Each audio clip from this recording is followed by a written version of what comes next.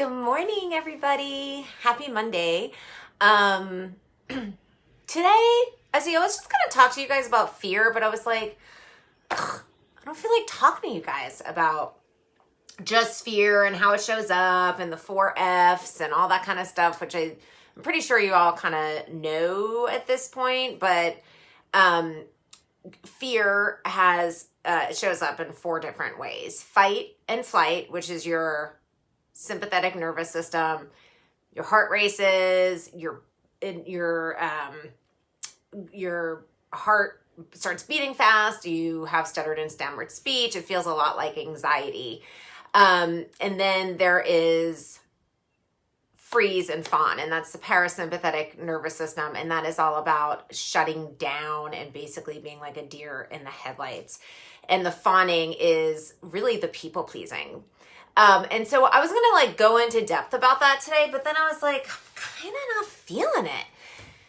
And so, I do what I do every morning, at least Monday through Friday. As I get up, I have my cup of coffee. These are my daily disciplines. Having coffee really isn't about a daily discipline, but I have my cup of coffee, I read, I journal, I meditate. Okay. And so one of the things, because I was like, well, what do I want to talk about today? And so one of the acronyms for fear is face everything and rise. I like to say feel everything and rise. I still have my notes in my journal, so bear with me. So the divine feminine, which I've been like super into, and it's funny because like at the beginning of the year, like I have my little like, what's my word of the year or phrase of the year, and what came to me was heal the divine feminine. So I was like, well, all right, let's see what this is, how this is going to unfold. So as you know, I've been like so in love with the Heroine's Journey book. And so I was reading a little bit about it this morning, but what was coming to me is that, when we allow like that feel everything and rise, FEAR, that is actually part of the divine feminine, because the divine feminine is that part of you that is that deep part of you that feels, right? And so, and we have to truly be in those feelings in order to heal. And we've been conditioned by society and the patriarchy, and I want to say like up with the matriarchy and not down with the patriarchy, because I feel like the universe keeps hearing patriarchy and it's like, oh yeah, we'll give you more of that. So like up with the matriarchy, people. But we've been conditioned by society to not go into those depths within ourselves. And not only conditioned, but also taught to fear those parts of ourselves. Because, if you look back at the history of psychology, there are all these like mad women, right? And the histrionic women. And at some point I do want to do a deep dive into the history of psychology and the patriarchal effects of them, but not right now. And so when we've been conditioned to be like, well, if we feel these deep feelings and emotions, we're going to go mad and we're never going to come back.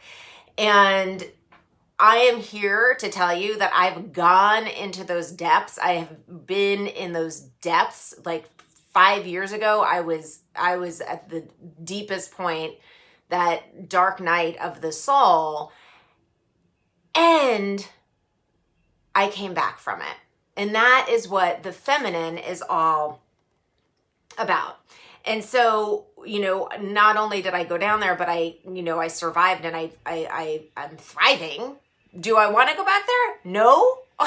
However, it is necessary for that healing and that wisdom, right? And so there are these 4 archetypes of women that are the feminine that live within the divine feminine, which I'll do a whole nother Facebook Live on it because there's a lot of information. But essentially we have 4 archetypes within us: the maiden or the virgin, which is like that like independent, like strong, part of you. And then there's the mother, who's the nurturing, loving, nourishing of your soul. Then there's the wild woman, who is like those depths and that mysticism and that intuition and instinct. And then we have the wise woman, and it follows these certain aspects of our lives. And the wild woman is that part of ourselves that we often neglect. And it's actually associated with PMS. And I think on a bigger level, I think it's associated with menopause, which, by the way, people, can I get like if you guys are watching this on the replay, like hashtag replay and let me know. But like, I knew about the hot flashes, but I didn't fucking know that the hot flashes were also combined with like, I don't know, cold flashes. Is that a thing? But like last night I was like, covers were totally off, and then they were totally on, and I had my heating blanket on, and it was just like, holy shit, the temperature regulation or lack of regulation is insane. I've heard this thing called maca is really helpful for it. So I don't know. I would love to hear your thoughts. My perimenopausal people out there. So anyway, but the the wild woman is often that part of us that is wounded. And, when we have wounds, that's also where the great healing happens. And so once you allow yourself to go into that wild woman or those depths of the feminine, that wisdom is the next phase of it, which is the wise woman, right? Which is also kind of like the crone or the elder or, what have you. And so going back to that fear is like, what is it that you are scared to do or scared to deal with? And I would love for you all to take the time to go back and reflect on all these deep, painful parts of you, right? And then ask yourself, what did I learn from this? What, as I always say, like what, totally just spaced what I always say. Why is this happening for you and not why is this happening to me, right? Why is this happening for me versus why is this happening to me? Because when you ask that question, those answers come to you because your body and your heart and your soul are speaking to you. And this is all about the work that I do. This is all about like getting out of our heads, because when we're in our heads too much, we're just going to spin out, and then we create fear, and then we create excuses and all the things. And so ask yourselves, what did I learn from this? How did I grow from it? And how did you become wiser from that experience, right? And if you have a few, which we all do because we're human and we all have traumas and we all have tribulations and experiences, what are the themes? If you took all of these events, what are the themes that show up for you in your life? Because then we get to see the pattern of why we're here, what our soul purpose is, okay? And what we have to work through.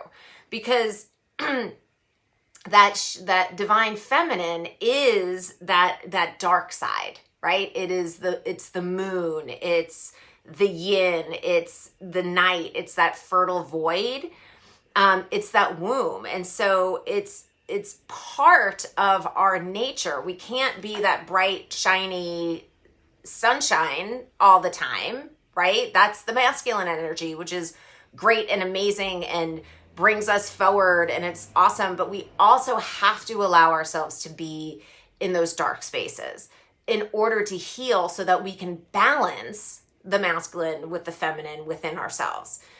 And there's this Buddhist concept of like the wheel of life, and sometimes we're at the top of the wheel and sometimes we're at the bottom of the wheel. And so When we're on the bottom of the wheel, those are our lessons. Those are our traumas, our experiences. Those are what we have to learn from, right? But what happens is, why me? Why did this happen to me? Woe is me. Why does my life suck? All the things, right? And then life goes on, and then you're at the top of the wheel, and things are great, and things are wonderful, and you're in the flow and all these things. But when we're on the top, we don't ever think, oh, why me? Woe is me. Why is my life so great? Why am I in the flow? Why is everything happening wonderfully for me? We just expect that we're going to be at the top of the wheel all the time, and that creates suffering. And so when you start to understand that life is a series of these circles, right? Like, you do the work that is here, and then you heal and you learn and you evolve, and time passes. And then this part of the wheel is really about the reward for doing all of this hard work. And then when you're down here, you're not so attached to it. And you go, okay, this is a shitty space. This is my learning time. And then this is the reward for it. And then when you start to understand that it's just a bunch of concentric life patterns and circles, the goal is to become less attached and more detached. And when the more detached we are, the less suffering you experience. So that is what I wanted to share today. Have a wonderful, wonderful week. I would love to hear your thoughts on this, so please drop them below. And also, if you have any tips for the hot and the cold flashes, let me know. Okay, bye.